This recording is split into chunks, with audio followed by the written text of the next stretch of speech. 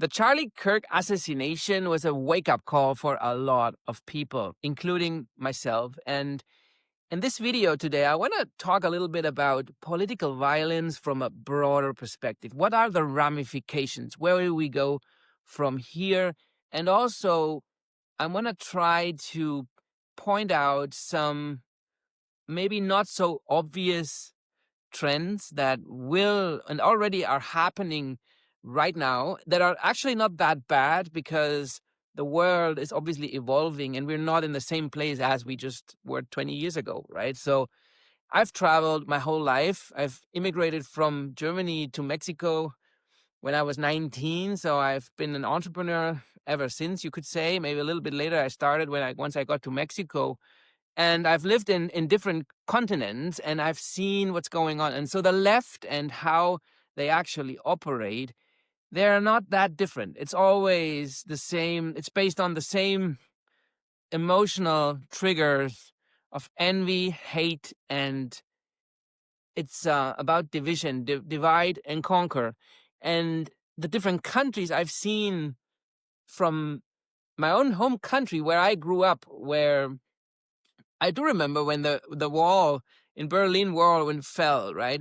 And I remember how that came to be. At least I remember the story about it, but then I saw people coming and then we were trying to unite again. And so this whole thing, what I didn't really know, and I just learned that just a few weeks ago, is that up to 1990, before that, if I told you that the people in the Democratic Republic of Germany, the old, like the communist part of Germany before the wall came down, do you know how they called us on the other side? They called us fascists.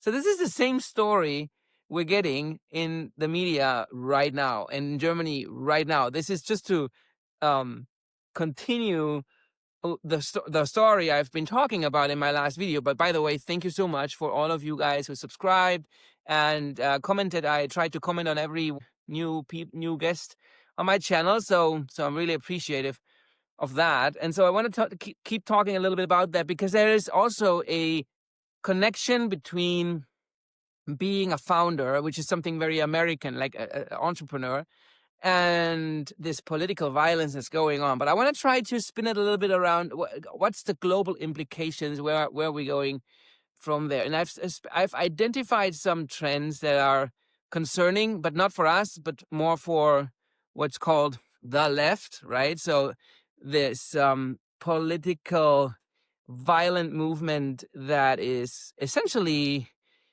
just anti-capitalism, anti-free market, anti-free speech. They've always been those things, right? And so they've just morphed or evolved into different grievances, from first class war to gender now. And so, the whole 9 yards. But so I want to just give you a story that I've just experienced from a guest on my podcast. His name is Nicky Bilou, and he's from Iran, right? So he shared the story when I asked him at the beginning, what was your pivotal moment in your life? And he said, I remember when I was in my home when I was 11, and a Molotov cocktail or a bottle flew into my room.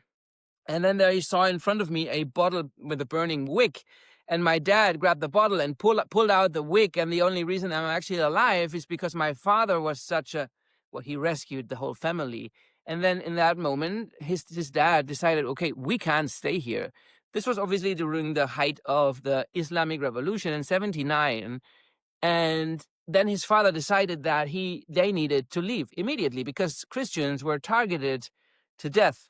And then that's what followed. In the next 2 years, they went on a journey to Canada, where he's now been living for 40 years. So he's now an entrepreneur, right? And so, but what I'm trying to get here is that the political violence that's happening in different countries, and founders, or how founders react like how the decision making that follows. Actually, there's a connection here. And so there's some really crazy statistics on this as well, because I did some research. I always try to add some context to my newsletters. By the way, you can check it out in the description. I'll leave the link so you can read it. And in the context of that, I found out that, for example, in America, 45% of Fortune 500 companies are actually created by immigrants, because there's another really interesting statistic about that. And 65% of all founders or entrepreneurs, their number one reason why they become founders or entrepreneurs in the first place is because they are yearning for, yes, you guessed it, freedom and the ability to decide where you want to work and how and everything. And so that's really the main driver. And I find that interesting, because right now what I've seen, for example, in Mexico was actually prospering when I got there. Like they were in this, it was on a way up in the industrialization everywhere, cars manufacturing and so forth. And now over the last years, before I left, communist comes in, everything destroyed. Argentina, I spent a lot of time there. My clients were from there, completely destroyed by socialists.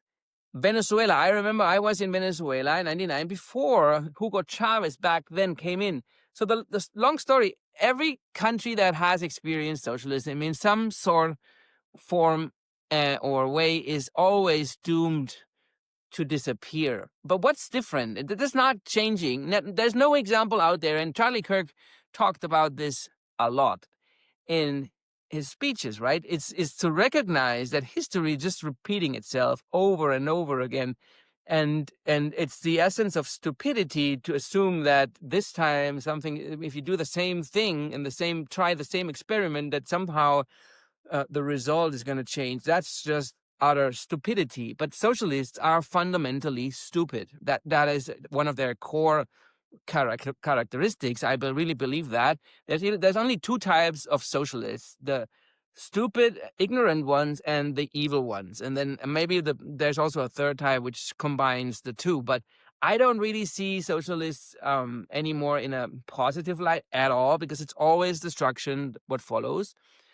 But wait, because I'm getting where my point is. Things have changed in how businesses operate. So my podcast is named The Nomad CEO, hence the Nomad. So you can now have business. You don't because before it was really difficult to just detach yourself from your environment, right? So just 20 years ago, if you had a business, and with my business as well in Mexico, I was location geographically bound to that specific location, because my business was such a it was like a traditional business, right? But a lot of the new service businesses, if you're smart, if you're just starting out to do something new, if you're building a personal brand, you don't have to do that.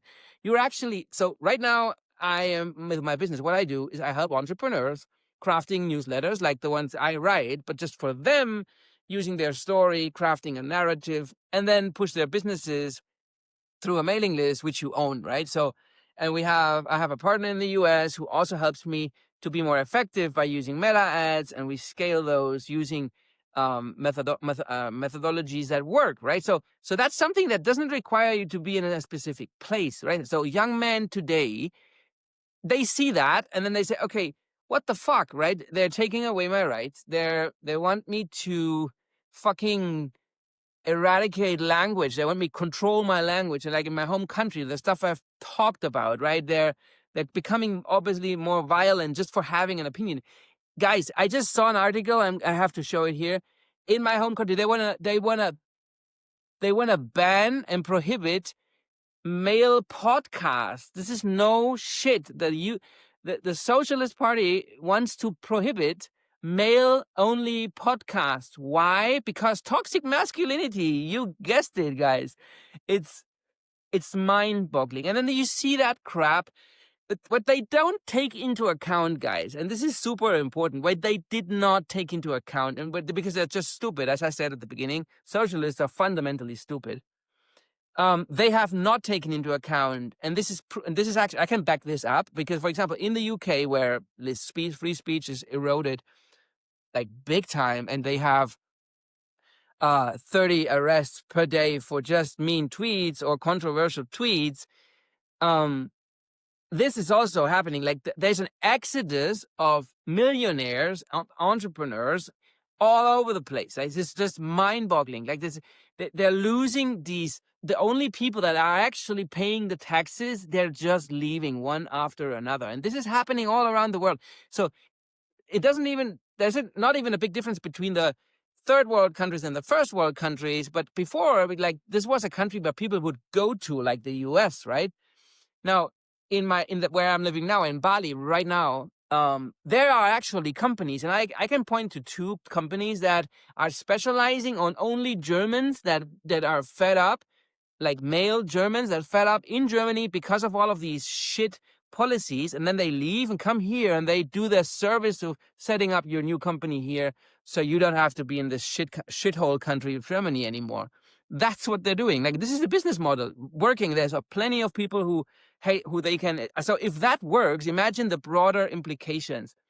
This mobility that's going on right now is changing everything. And I think socialists and all of these politicians that sort of try to import immigrants, illegal immigrants from other countries, from the Middle East, they're not taking into account that, because that really ruins their whole, like, their calculus. Because when Elon Musk says that these leftists, like in the Democratic Party in the US, or Labour in the UK, or SPD in my home country, what they're actually trying to do is, because they call it the Great Replacement Theory and blah blah blah.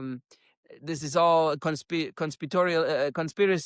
and it's just not. They actually try to do this so they can maintain the power, but they don't take into account, and that is their calculus. That is where their whole equation falls apart. Is that the young generation isn't stupid, and if you have more than fucking 3 neurons operating at the same time in your brain, then that means that if you want to create a company, you go where you're treated better. That's just really the bottom line. So you can just leave. You don't have to be there.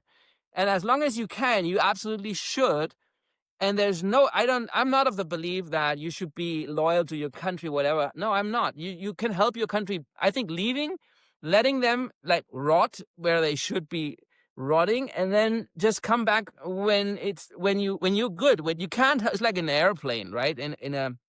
If you're in a plane and the shit hits the fan, right? What happens? The oxygen masks drop out, and you're supposed to take it first because you need to first be able to breathe so you can help someone else. Same thing economically, financially. You can't do shit when you're a 20 years old guy and they have coming up with all of these stupid policies. What are you supposed to do against policy? You can't do shit. You have to work on yourself first. Build yourself, have a body that is actually admirable. Go out and do some workout. Go out and learn some skills that are actually useful for other people. And once you are in a position that has more status and has more money and has more experience, then and only then you can go back and maybe change something. Otherwise, it's just wasted time. And so they have not taken into account those of us who are just not taking it anymore, right? So that's basically it. If you're interested in my newsletter, want to support me by signing up, it's free actually. You can do that in the link below, and subscribe to that channel, give me a like, and talk soon, guys. Thank you for tuning in.